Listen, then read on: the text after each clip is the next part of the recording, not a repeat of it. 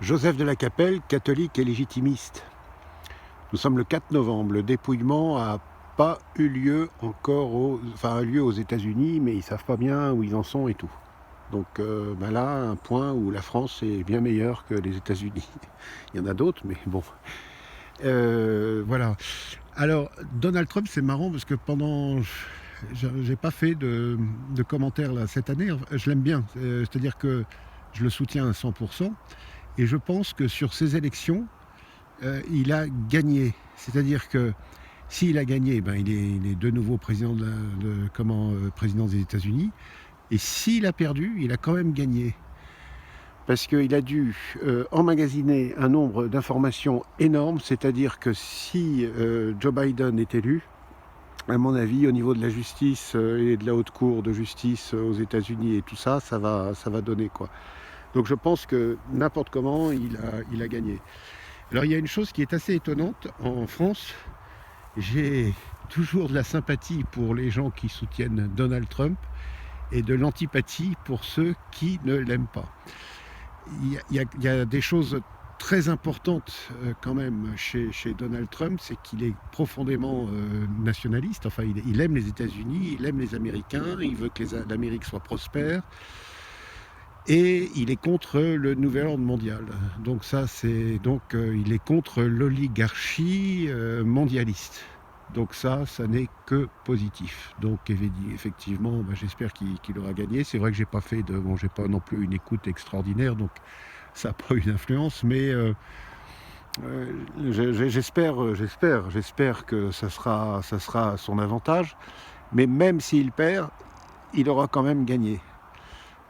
Plus la marque, c'est-à-dire que ces deux élections, ça montrait beaucoup de choses au niveau... les Américains, déjà depuis très longtemps, se méfient énormément de leur système politique. Et là, ça a révélé, c'est-à-dire qu'il n'y a pas une opposition. Ils ont essayé de faire des oppositions entre les Noirs, les Blancs et tout ça. En fait, les gens s'en foutent. Ce qu'ils veulent, c'est pouvoir travailler, gagner de l'argent, être heureux, etc. Et je crois que le vote noir a encore augmenté, le vote des Chinois et tout ça, des Asiatiques a encore augmenté. Voilà. Ce qui a baissé, je crois, c'est au niveau des anciens, des retraités et tout ça, ça a peut-être un peu baissé. Enfin bon. Donc, j'espère que Donald Trump aura gagné, mais n'importe comment, les Américains ont fait un grand pas dans le bon sens, et ça ne pourra pas s'altérer. Par contre, ils ont des déficiences au niveau de leur structure, c'est-à-dire qu'un pays se construit autour d'une spiritualité, d'une religion.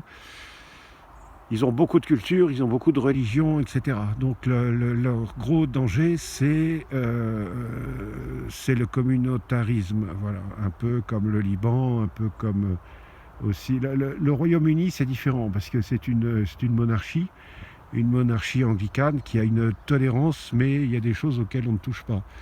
Donc ça, c'est pas mal. Tandis que là, aux États-Unis, les évangélistes, moi je cours pas après.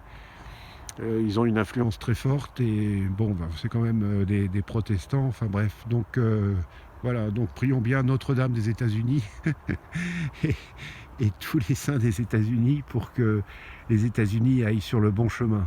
À très bientôt à tous. Saints et saintes des États-Unis, saints et saintes de France, saints et saintes du monde entier. Tous les cœurs angéliques, priez pour nous. À très bientôt, Deus et Rex.